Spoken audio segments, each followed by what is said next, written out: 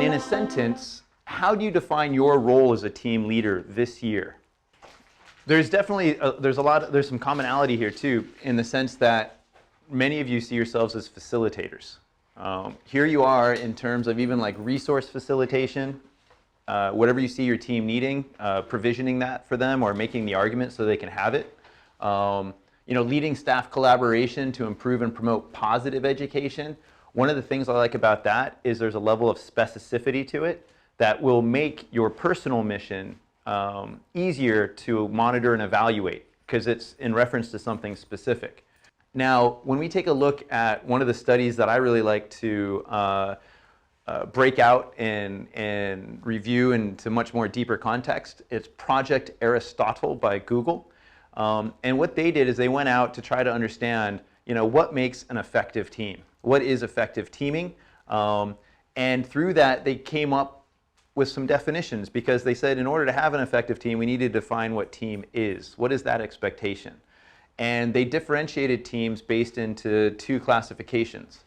You're either a working group, which effectively is, each member of this unit of organization is reporting into a supervisor. I'm doing this work, what do I need to do next? And it's really kind of one-to-one. Even though there might be a team of 12 people, there's one person who's really just kind of checking in with all of them. And you can imagine if you're leading a very big department, checking in with 12 people can be very difficult. Now with teams, they're very highly interdependent. They're very highly interdependent because they're working towards one purpose.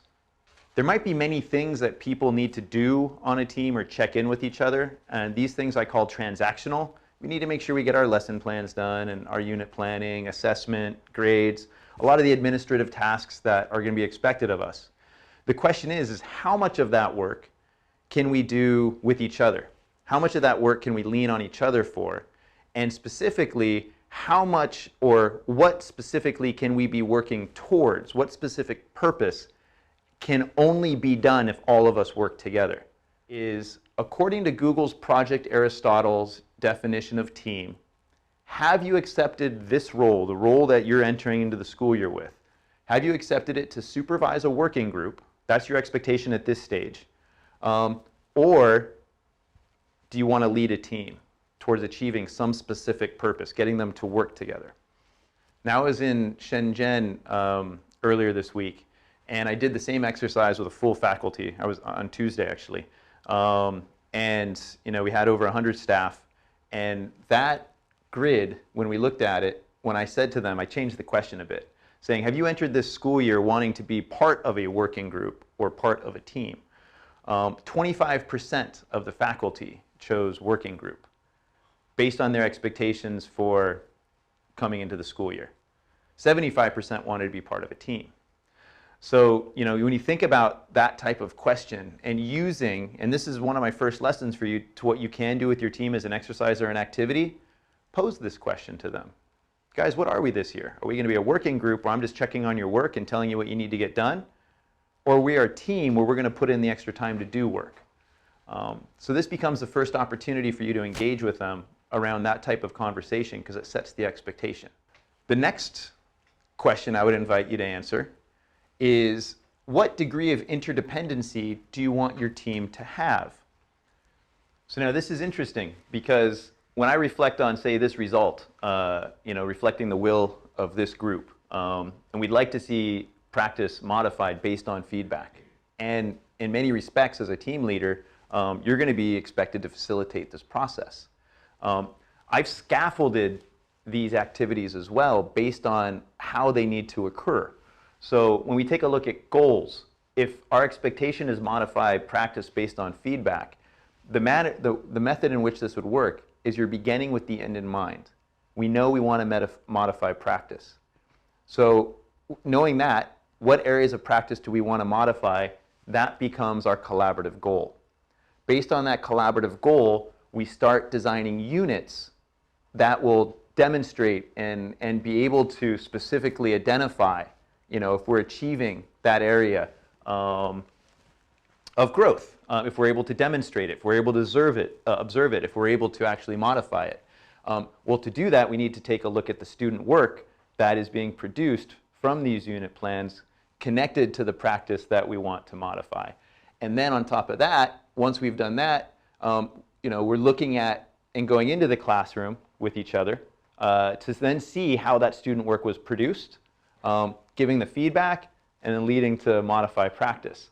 So the way this is actually scaffolded and the way that you actually develop and capacity build your team towards this end really starts with the goals and having a level of specificity in terms of that goal that leads to the area of practice that you want to modify. So this kind of connects back to my work and my work with middle leadership and the book that I'm writing. The book really focuses on what I call the collaboration spectrum. I argue that even the most highly efficient and high-functioning teams in schools tend to be mainly high-functioning on the transactional side of the collaboration spectrum. And they call the work that they do collaboration, though it lacks a high degree of interdependency. It's largely cooperation. They can talk to each other about their work. They can, they're happy to open up their lesson planning books to say, hey, this is what I'm doing, so that other people can get some ideas. But they may not be taking ideas themselves from others. They understand the work they need to get done. They do it well. When they're challenged by senior leadership to do a task, they get together, they get that work done. They may not actually engage in a lot of what we'll call collaborative conflict around just kind of surfacing new ideas about ways to do things, but they've learned to work so efficiently together that they get things done without a lot of discussion. And they may not be addressing the why to those issues, but they're effective. And I do see probably about, if you had 12 different teams in a division, whether it be primary or secondary, we'll say 8. I would say 1 to 2 teams definitely fall into that very high functioning category. You might get one team that's pushing the borders of moving into this transformational aspect of the collaboration spectrum. Because not only are they engaging in common planning, but they've gone through this process of identifying shared beliefs, but they might be struggling on the shared goals component. And usually the biggest barrier, even if you get to shared beliefs, because you take time to have these conversations, these are the teams that always meet for coffee in the morning. These are the teams that have all their classrooms on the same floor. They're clustered around each other, so they're always talking about practice. They might be traveling to workshops together or even doing workshops together. But they get stopped at shared goals because of time. It's easy to have that conversation in the morning that's unstructured and informal when you're coming to school and you take time for 15 minutes as a team to come together, because that's become a ritual. Because you have perhaps planning periods that you do take a lot of effort to make sure that they're productive. But they're productive maybe more towards that transactional end. But they struggle to have a truly transformational shared goal just because of the additional time it takes to do that research, to get into the classroom and check to see how people are actually using the information that they're finding, coming back and then reflecting on the results of those lessons, and getting into that practice. So the interdependency, the true sort of full interdependency, is stymied, and a lot would say because of time. But now there's other teams, I would say, out of that 8, I would say 4 to 5, they struggle at any level with transactions. And the reason they struggle, especially in an international school context, is because you might have a team of 8 with 3 new teachers. And they're moving into Hong Kong, which is embroiled right now in protests, and so their mind is on that. Their mind is on just understanding the curriculum. Their mind is finding an apartment. Their mind is, it's everywhere and anywhere. And it also needs to be on the students. So it's very difficult to be thinking about the team. They're also just trying to figure out what's expected of them, and they're playing catch up. Where you might have a few other team members that have certain luggage they're carrying from previous school years that basically for them are affecting or influencing the amount or level of interdependency they want to have with others. They know how to get things done, and they're going to get things done. They might reach out, so the more highly effective teams, they might reach out to the new people and say, hey, can I help you with this when they get that space? Or they may not, depending on that level of trust that they've experienced in previous teams. So even here within this level or this side of the spectrum, there's this additional spectrum of how much they're actually even cooperating. But what I hope to do within this program is to give you the tools and the understanding of what it takes to get to this end of the spectrum. So that hopefully what you're doing, and what I want to start working towards with you, is developing your interpersonal skills so that you can develop dependencies amongst team members, so that you'll go from perhaps managing each individual, making sure they're getting their work done, or even perhaps getting individuals to pair up and do work, to getting everybody actually responsible for each other. Because when you become an interpersonal middle leader, that becomes a very huge responsibility. When you're focusing on the relationships and not the tasks, that takes just as much time. So if you're focusing on tasks and relationships, when do you have time to do your planning? When do you have time to attend to your students' needs?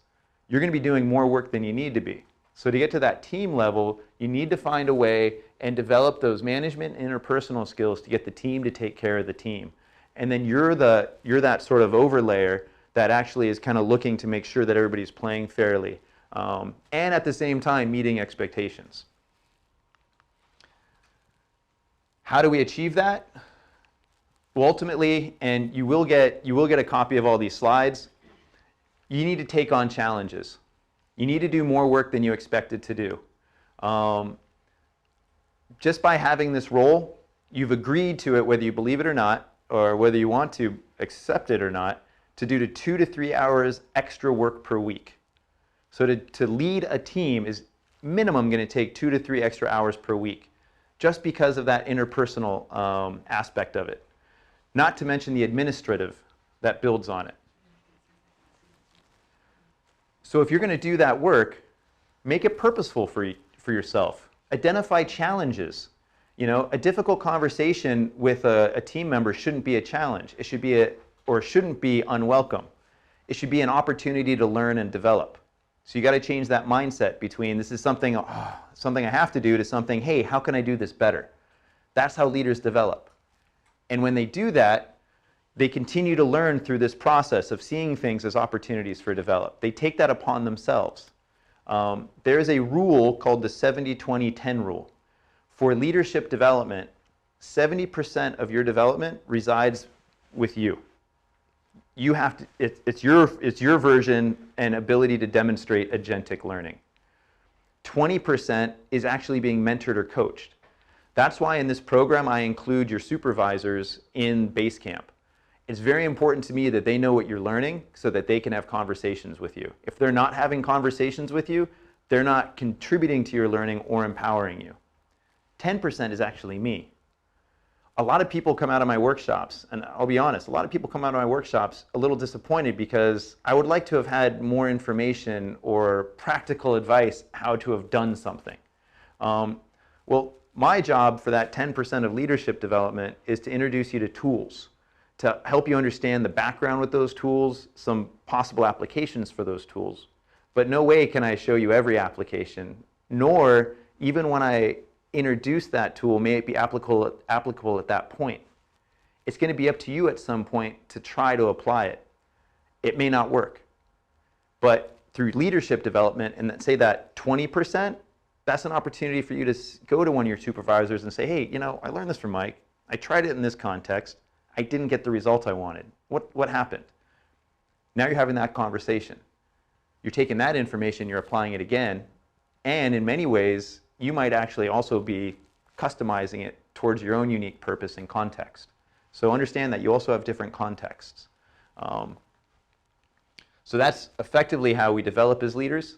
My last sort of part of front-loading this program for you is to understand why this is such a challenge, but what the benefit will be, is that we have to expect and understand that everybody enters into this profession with different beliefs. They have different expectations, ideas for how to get work done, but unfortunately within our school environment, We don't capacity build people to manage that disparity and to use it as a way of actually developing ideas, harnessing that energy, people's different ideas. Often what we do is we retreat when there's conflict. And we'll probably take the easiest answer, which might be a little better than what we were originally deciding, and we can at least say we agreed on it. But ultimately, what we would say in terms of collaboration is we don't fully explore ideas because of the fear of conflict.